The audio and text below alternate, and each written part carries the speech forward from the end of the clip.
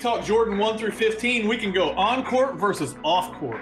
Ooh. Yeah, on court, I wouldn't. And then we'll have a wild card that's good for both, like 12s. You know me, that top three. Yeah, both. I would. As far as anything 25 and up now, yeah, good for both. Well, it would have to be 12s from what I've heard. Just from I've heard a lot that the 29s are the best on-court Jordan ever made. I don't know if you've heard that, but they're supposedly it. All those, what do they call them? All those shoe testers and all that stuff, they all talk about 29s like they're the greatest thing ever. Okay. Well, I can see that now, being in the era that we are, where it's more about function, more tech. About comfortability, tech, how it feels on your feet, almost not being there. You don't even want to feel the shoe. So I can believe that. I can believe that wholeheartedly, not even a question. As far as versus 20 years ago, it was all about look, style. That's why I don't understand how some of those guys even played in shoes like that. I really don't know how he played in a lot of those shoes, from what I hear. I don't know how he played in anything before a 3. The 1s and 2s, ow. 3 he really didn't play in, right? Because he was injured, right? Yeah. 5s aren't comfortable on the court. They're too flat. So flat. Yeah. 6s and 7s were good. 6s weren't great on the court. 8s were too daggone heavy. Too heavy. Okay. 9s surprised me. I didn't buy them when they first came out. I bought retros, but they're comfortable. They're good to walk in. They're good to they roll with your feet. They feel like they're part of you. 9s surprised me. That's one shoe I had a negative perception of. 9s and 10s, but they fit and they roll. They look like boots when they first came out. I'm not gonna lie. I like the way the 10 fits. I really do. I do too. It's hard for me to get my foot in it. Yeah, but I like the way it feels. It feels like it's part of your foot. It does. I think everybody in like the 7, 8, 9 era was looking for that Huarache fit. Like the sock inside of a shoe. Remember how that was a big thing? Oh, yeah. Adidas had the ones that were actually the sock. I think a lot of people were into that. And I don't know that 9s and 10s really fit that mold. So I didn't like them. I thought that they looked like bricks. The bottom of 10s looked really flat, but they do a good job of contouring to your foot and rolling with you. They do. I didn't like the sole of 11s, but I don't have the foot for a person that's built to play those positions, though. That Zoom Air wasn't really it for me. 12s were perfect because they had that air channel that started in the forefoot and went to the rear. I like those. 12s were probably on and off court, probably my favorite shoe ever. 13s are pretty. They did okay on court. They're your favorite. I know that.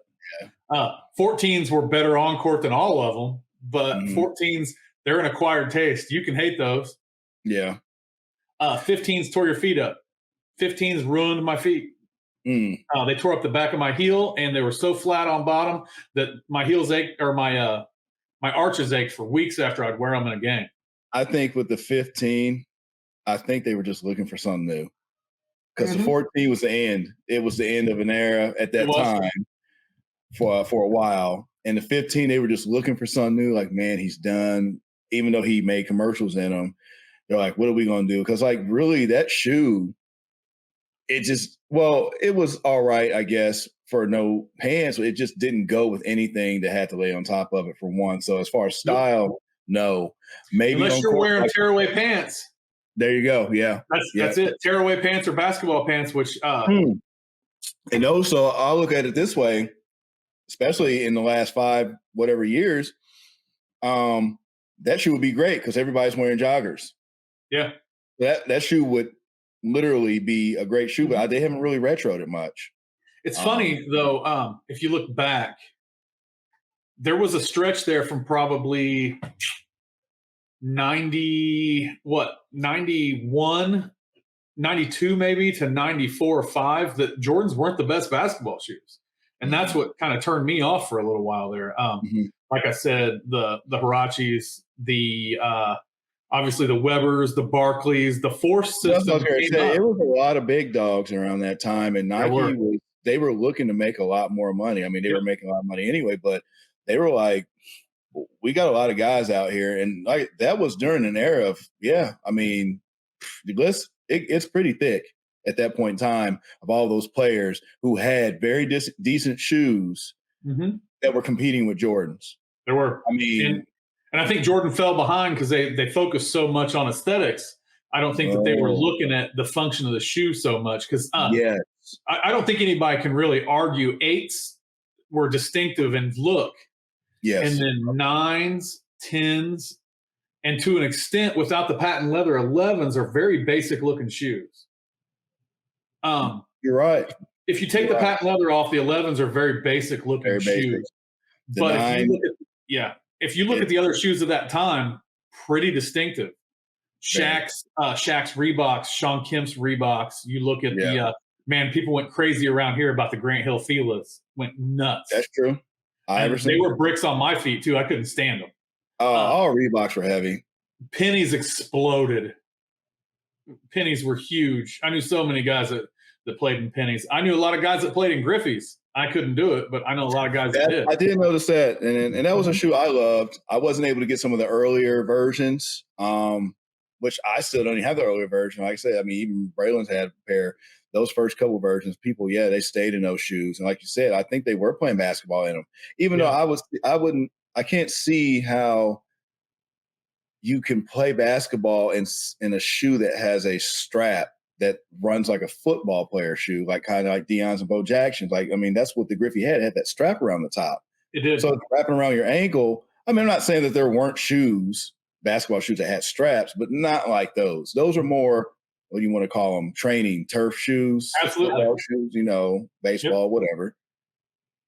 And they came up high, and they tightened in weird areas. The forefoot was built for someone who runs in really short bursts, not someone that runs up and down the court. They were different kinds of shoes. I could never play in them. I had the Griffey 4s, and I hated them. I thought I was going to love them. They were terrible. I was always more of a Nike Flight guy, and then I went over once the Webers came out. I went to the Air Max, and I never really looked back. I thought that probably the Weber line all the way up through maybe the Tim Duncans, I thought they were the best basketball shoes made for at least that stretch. Even the Garnett's were good. The Nike some Garnett. People might say that all the way back to the Fab 5 shoes, those Air Force Max that came out. Remember that? Yes. I think some people would say that the Barclays and the Air Force Max, the super 10-foot high David Robinsons with the pump on them, all those shoes, the Alonzo Mournings that came up to your freaking neck. I think a lot of people would say that they were making the best shoes for a good 5 to 8 year stretch there. But I thought Jordan fell off in those years, and then the 12s came out, and I'd never seen anything like it. Best basketball. They basically took it back over, with that shoe. I think they sat there and thought about it for a while. Like, we got to get a shoe that's going to get him back in the forefront. Granted, they're all under the same umbrella, but no, the Jordan is the shoe that's supposed to be at the top in the forefront. It lost its steam. Granted, it was because I could imagine back then during that time, those shoes probably didn't sell. They do now because they're retros, but I guarantee those shoes probably were, like you said, at the bottom of the list. I mean, in the top tier echelon of the top players, it was probably selling at the bottom. With the 9s and the 8s and stuff like that. They were going on clearance, so that's a weird thing for Jordans. I think you would if you paid close attention, you'd see though that when they took back over, like you just mentioned, is when they relaunched it as Jordan brand. Oh, okay. That was that 12-13 era when it became that. It had nothing to do with Nike. They tried to make it its own brand. They started pushing out clothes in that 12-13. They would have those neon holograms on the clothes and stuff like that. Did. And then for sure they launched Jordan brand for what around the 14? Does that sound right? It was either 13 or 14 when Jordan brand became its own. Oh, when they started actually getting players. Yeah. They made it separate. They made it separate because I think the Jumpman Pro ones or the Jumpman Team ones, they weren't Jumpman Pro. Jumpman Pro was Eddie Jones and those guys. Yeah. But Jumpman Team was probably the tail end of the Fab 5, right? 93, 94. Yeah. And then they broke off and made it kind of their own brand. And then you look back, you'll see those Bearcats teams with Danny Fortson wearing those black and white half and half shoes, those Jumpman Pro or teams. And then I've still got a pair of those Eddie Jones Jumpman Pros the Pro Quicks upstairs now. I remember the ones that look like the 15s with the point on the tongue. I've still got them upstairs. Otis had them. Okay. Yeah. Oh, yeah. Oh, I had the white, he had the black. Oh, these were the ones that everybody was getting because like, they had kind of like line swirls on them, like something weird with the Jordan circle. And it's like I know. Well, at least I don't know if the pair that's what we're thinking about. They zipped. Oh, okay. You're talking about the zip ones. Yep. I can go get you one. I am thinking of a pair. What about this pair? That was a Team Jordan that everybody bought. They came out in a handful of colors. They had like 3 or 4 lines on the side, and they went to the front. They almost reminded you of a man, like they could have probably passed as a real Jordan. They did. Like the Team Jordans back then were that's the Jumpman Team 1s. Probably. That's the Jumpman Team 1s because they had the half black and half white one. That whole front end. They were half and half type of shoes. Yeah. That's what they were. The Bearcats wore that 94 Fortson's year, 94, 95 season. You can pull a picture up and show it. There you go. You were right. Definitely. I was thinking about the white and Columbia. Let's grab these. The white, blue, and maize. Look at those. Michigan. Trust me. And that would have been that. Yep, right there. Yep. The third one over. Look at that. Third and yeah. Yep, I remember those specifically, for sure. That wasn't Robert Traylor? That was what's his name? Taylor, Maurice Taylor, right? Yes. So the next one over is the very first Jumpman team, right? Jumpman Pro. Okay. Yep. My friend Chad had the ones you're looking at there, but they had a lot more. Seemed like they had a lot more gold on them with the original. The ones on the top right now are the Cincinnati ones, half and half. These. Yep. What is Jumpman? Are these? Oh, yep. And then if you Google the Pro Quick, they made 2 of them. They were for Eddie Jones. They really expected they really expected Eddie Jones to be a big deal. Gotcha. Wow. Yep, man. Gotcha. Oh, I love these though. Vindicates. They call them Pro Strong now, but they called them. They were Vin Baker. Yeah. Because I had the white and green ones. They're not as good. They look like they'd be the best thing since 13s. They're not. They're heavy AF, buddy. I definitely remember those. Yep. I had the white, black, and green Milwaukee Bucks, baby. Look at that. You bring shoes in, man. I can talk. Wow. I've had a lot of shoes. Yeah, to remember, like, especially to remember these in detail and name, because I know them, I have them in my head, but I couldn't. When somebody asked me, I couldn't tell them. But he's got the '98 OG Jumpman's shoe store box and everything. Yeah, Eddie Jones pops up. That's funny. Eddie Jones is part of it. Huh. All right. Then Michael Finley a couple years later. Yeah. He had his own. Who else were the big Jordan stars of our time? Well, obviously, I would say top to me is Ray Allen, but Reggie Miller wore them. He got his own personal colors. He wore the 12s a lot. What was the ones he had his Pacer colors in? Were they 12s? 15s. Oh, he wore a number before that. Well, if you think about it, though, 15s was the year that he brought he like put them out to everybody and let just anybody be with Jordan.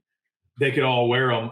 Well, no, I'm talking about these guys were, but like on Team Jordan. I know for sure Reggie was wearing a pair when Jordan was playing in Chicago. Now I don't know about too many other ones. Now later on, yeah, like we're talking about Finley, and then Ray's had the best ones. Period. Of all of them. I disagree. I always liked Rips, man. Rips were better. Oh, well, yeah. Rips were better, man. I don't care what anybody says. Yeah, you're right. But Ray, I don't know. They're like 1A, 1B. Oh, man, I don't know. Rips were on point. that red, white, and blue. They could pick anyone they wanted, man. That was crazy. Yeah, remember, I mean, Ray had the Milwaukee Bucks colors. He had the Celtics colors. He had the Seattle colors. Yep. I mean, yeah, Rip did. That's funny. We always think about that, where he told Rip that when he told him that he really couldn't wear them. You win a championship, maybe I'll let you, or get an all-star, right? Is that what yeah, something of that nature. Yeah, really hilarious. He did. He let him have them too. Yeah. Top Jordan Bibby. He's in the question. I would probably say he's third under Ray Allen and Rip. Michael Finley. He had his run, but as far as a mainstay, I would have to say Ray Allen first. I mean, I got to give it to Rip probably because he won championships. Yeah, Ray and Rip. I give it to probably Bibby third, and then maybe Michael Finley. The other guys, Ben Baker, trash. Trash. He just 2 good years. Yeah, that's what I was going to say. He rode those to the sunset and back. He rode that little hype and screwed it over. I mean, dude, it must have been those years must have been good because he got up to the Jordan team. He got his own. But if you were into some of those colors, green. If you were into the greens and purples and weird stuff, I could see how you would like the Eddie Jones lines because they pushed those pretty hard, and then he quit getting a signature, but he still wore Jordan brand. Yes, he did. And there's still always that story about Ron Artest was supposed to get on the team because he played for St. John's at the time. Remember that? Yeah, yes. And St. John's was a Jordan-sponsored team, and then they got into a fight in practice because Jordan talked to him. And you know how Meta World Peace does things.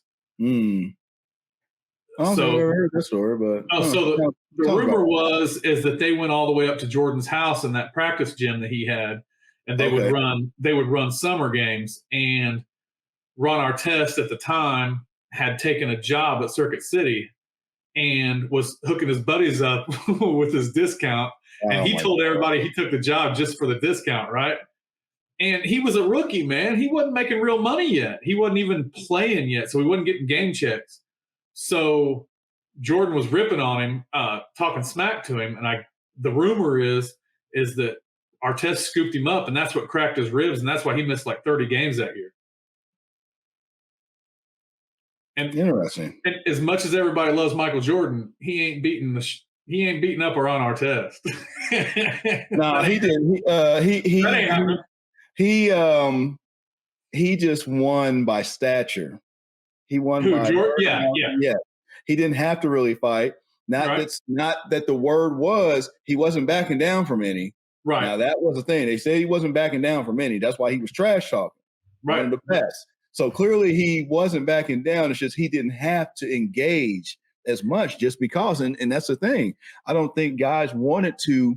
They didn't want any of that because they could have. Yeah, they didn't want to get canceled out. Like, we decided to go ahead and part ways with you. Hey, things happen.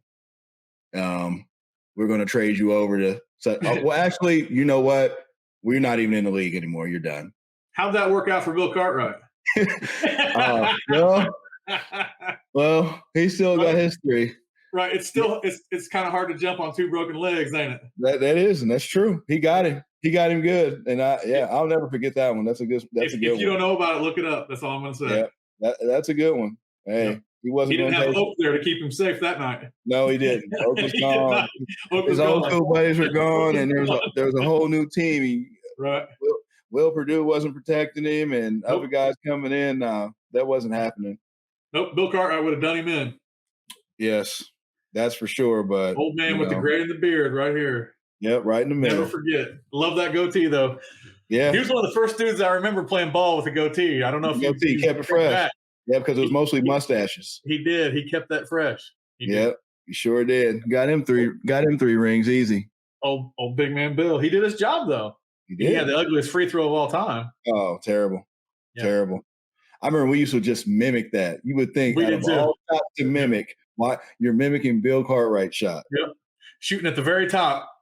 Very top, over to the side. Man. With the wind up and everything. talk about jumping across the line when he tried to do that. Golly. Oh man, I'm sure he caused a lot of infractions back then. Tons. Violation. But yeah. Oh man. I always remember also the Team Jordans where you had to pull them over and click them. And I bought the white ones and the black ones. I remember Team Jordans you had to click. You had to pull them. They were a pullover. You had to snap them under the bottom. Had a little hook. Pull them over to the side. Like a gator, huh? Kind of like the but kind of like the Eddie Jones. Too. Yes. Okay. What we have was Team Jordan the actual name of a shoe run? Jordan Team is what they were called. You know who had some really, really good Team Jordan? There was Jordan or player exclusive Jordans was Ron Harper when he still played with him. Remember that? Oh, Ron Harper sure did. He had good shoes, man. Stayed in them. He was like the only guy in the league allowed to wear Jordans when Jordan was. Remember that? Same game and everything. Yep. Right next to him. Like, man, no exclusivity on that team. Yep, Ron. But he must have been cool with it. Jordan had to be cool with it. Didn't care. Here's the ones that I still have upstairs right now. Let me see if I can get you guys a good look at it. Just move over right there. Okay. I remember those. Otis had those in all black. I had the all white. Remember? Okay. That was the same year as the 15s because the pros you still have those. They I still have them upstairs now. Wow. So the Team Jordans would kind of mimic a little bit of the look of the regular Jordans, the what do they call them? The flagship line, right? Right. And kind of like those Jumpman teams that we looked at earlier, kind of had the lines through them like you were talking about, like the 12 did. Mm-hmm. And then you showed the next one, the Jumpman Pros, they had the hologram on them like the 13s did, right? Mm-hmm. So all of these shoes, like I don't remember which one the 14 was around, but I know that the Eddie Jones, they were close to the 15s. They were kind of like a mix between the 15 and the 16 because they had a built-in gator, but they also still had that pointy thing up on the top of the tongue. Mm-hmm. So there's some shoe subtlety for you. Yeah. Basically, what they were trying to run was a parallel, cheaper shoe. Yep. Mimicking the flagship shoe that comes out at the same time or around the same time for obviously people who couldn't afford or whatnot, or just schools. Because mainly schools, because a lot of high schools weren't getting those. So there was a time, matter of fact, the one shoe I'm talking about that you pull over, that was a shoe that they ran. Brandon and Otis had those. You pull it over because they had the white ones. So I love the white, so I went and bought them myself. Then they had the black ones. I bought them, but I didn't like them as much as those white Was that around the 17 era? Because you got to remember, they tried to run the Jordan teams at $95 to $115, and then they would slowly raise the price on the flagship Jordans because I think that the 12s were 115 or 120. And then the 13s were 125 or 130. And then they slowly crept up. And then the 17s were the first $200 shoe I ever saw. They came with a suitcase. Yeah. Oh, yeah. The suitcase. Yeah. And a lot of people hate on the 17s, but man, I think they're good looking now. They don't feel that good on your feet. I remember people going crazy for that suitcase shoe. They did. I do. I love the next one, but the suitcase 18s? Shoe was the one. That was like the return. I got the 18 lows upstairs. I don't have the highs. The 18s 18 came with is the one where you can kind of pull that piece down, but it's stitched to the shoe. It's magnet. That's my favorite one. Yep. Oh, that's one of my favorite of the newer, higher teams. You're a 16 guy though, right? That's a gator. Yeah, the removable gator. Reggie Miller shoe. I got white and blue. The two shoes I didn't get. Blue tongue, and then clearly just the black one. See, that's the era I remember. That's the era I remember Ray Allen and Reggie Miller getting Jordans. Ray Allen did wear those. That was that famous commercial where he kind of like made that return and he wore that at like the commercial was based on the camp or he was there and he walked down in them, black shiny toe. And I was like, man, I'm like, because you go through the 2 years, 14 and 15 was like, then you come back with those. I'm like, how can you argue those? I mean, yeah, they might not have been great, but those two out of the whole colorway that they released, that white and blue, white and navy, and that all black with the red trim, those look good. I'm sorry. Too narrow. They were good. Yes, Too narrow. They were. Narrow. I felt like I couldn't even put the gator on. With big tongue. With big, I don't even want to say big tongue, I'm sorry. Huge toe area. Yep. They just didn't fit me right. I put them on at the store. Dana was with me at the time. Shout out to the ex-girlfriend, I guess. But we went to Finish Line. I tried them on. They were 140, I think, maybe 150. Money wasn't the issue. They just didn't fit right. I was buying them because I had bought 12, 13, 14, and 15 on release day. 14, I bought another pair of a month late with you, the white and teal. Good shoe. And then I was there for the 16s, and I didn't get the gator. You bought those gator black ones. Again, at this point in time, those shoes are really, some of those shoes, as much as we talk about the design back then, they're iconic now. Because that first pair, I remember you bought them to play basketball, and you're like, oh man, one of the worst shoes. But the shoe, just in general, the color, the all black gator. 15s? Yeah, the point. I mean, that shoe, exactly. That's my whole point.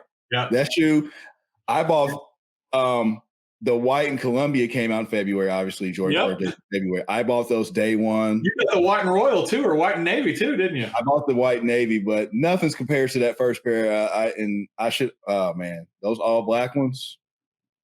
That's why I say no pants, got to be shorts.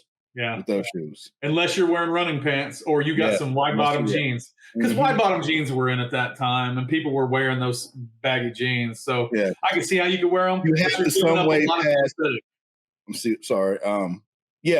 You have to some way overdo the pointy tongue. Yeah, you do. You have to, either, like you said, wide bottom, which you said they were in, so you just basically put the jeans over the shoe. Or if it was now, you just wear joggers and got the whole shoe out. Yep. But they haven't retroed those shoes, I don't think. So I wonder what it is. I wonder if that's like somebody. That color never came back out, did it? It was black and gold, wasn't it? Did. Maybe it was a black and gold. So the shoe has. Yeah, the 15 and 8 came out in the DMP packs. Not the white and Columbia and not the all black ones, not the original black ones, no. So I'm going to step outside my comfort zone, and I'm going to tell you a shoe that I really liked, but outside of the 15 was terrible on the court. Outside of the 15, yes, because the 15 was like a rocker too, because it was terrible. It wasn't flat. It was a rocker flat. But yeah, it tore my feet up, man, and I'll never forgive it for that because I love those shoes. Like you said, I wanted them. You bought them day one. I liked that they stood out. I liked that it wasn't normal. It was above average. Everything about it was like not normal. Kind of like the 13s were just different. And it's not like the shoe was just advertised to be put out. Basketball players were wearing them. That's the difference. I don't know how it destroyed my my instep. The arch in my foot, they ached for hours after I'd play every night. And I played a lot of basketball. I was playing for like 3 leagues a week back then. Something in. You just had to put an insole in that shoe. Yeah. But a letdown because the all black, no white anywhere, not the white, black, and red, but the all black 20s are a sexy shoe. But man, they are terrible to play ball in. I think I know what you're talking about. The ones with the strap that's not even really attached to the shoe. Yes, it's not really attached to the shoe. Yes. Those stealth black ones, man, that's a good-looking shoe. But I'll be daggone if those are good to play ball in. They're terrible. Big old gator on it. Yeah, they had that gator with a big old tongue-looking thing on it. It was a strap with graffiti etched into it. Yeah. It was the same year as the Dub Zeros. Remember that? Dub Zeros. I can go get you the white, black, and blue ones if you want to see them. That's the ones that everybody bought. Those Dub Zeros, white, black, and blue, or Carolina, or whatever, like lighter white, blue. Black, and royal. Woo! Got them upstairs. Wow, Dub Zeros. Never had a pair, but I remember everybody bought them. I thought I hated them, but then I got a pair for cheap, and just for putting around in. They were easy to slide on and off, and they were distinctive looking. But man, they were a crease monster like the 13 because they're cut the same. Oh yeah, I don't even think that's basketball shoe. It looked like they just. It looked like they slapped some leather on one side and slapped some leather on the other side and just let it go. And they put a patent leather tongue on it, and people bought it. That's it. As long as they see it shine. But man, those 20s were. They had that pillar system. It was new, the pod system, in like 5 places on the sole, and they were bad. I hated them. It didn't feel right running in them at all. I hated it. I was the same way with those Vince Carter shocks, the BB4 or whatever they were called. Man, they were a pretty shoe.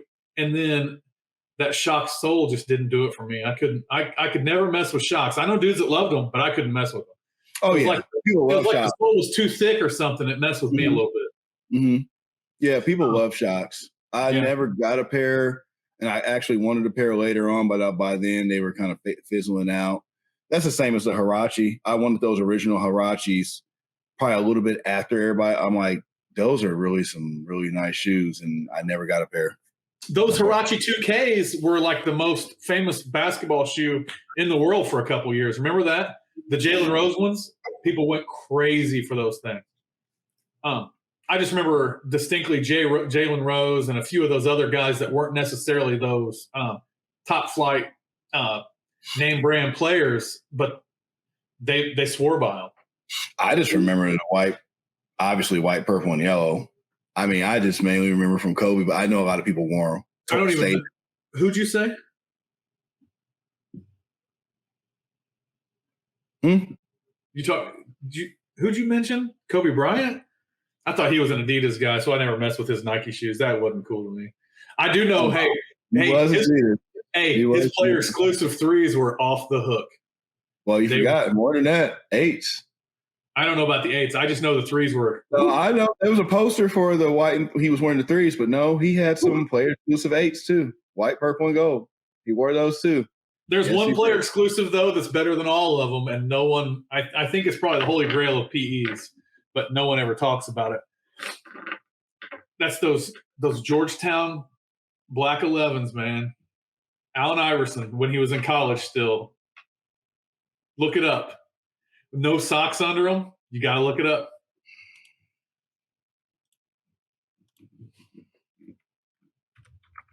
Imagine how Jordan felt letting a Georgetown guy run around in Jordans anyway. That's got to be weird for him, doesn't it? That was their arch enemy. Yeah. Huh. I see a lot of white and black ones he's in. Yeah, but that's not the black ones. He was the only person supposedly to be allowed to play in the Space Jams before they came out. Oh. There's a story there, I think. There's a poster of it, too. No. You see him?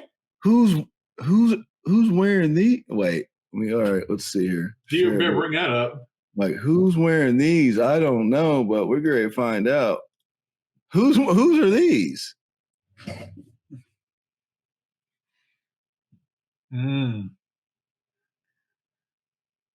Well, we're going to find out. Oh, come on. Oh, come on now. Don't do that to me. Somebody, this is a court shoe. Oh, okay. See, most everything they're showing him, he's got white and black. There he is. Look AI when he's a baby, man.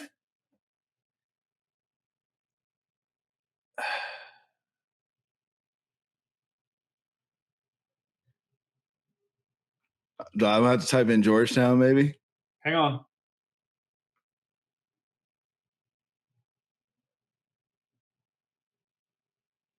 They don't even. I pulled up Iverson Jordan 11, and they didn't even. There's not even a picture of Iverson in them.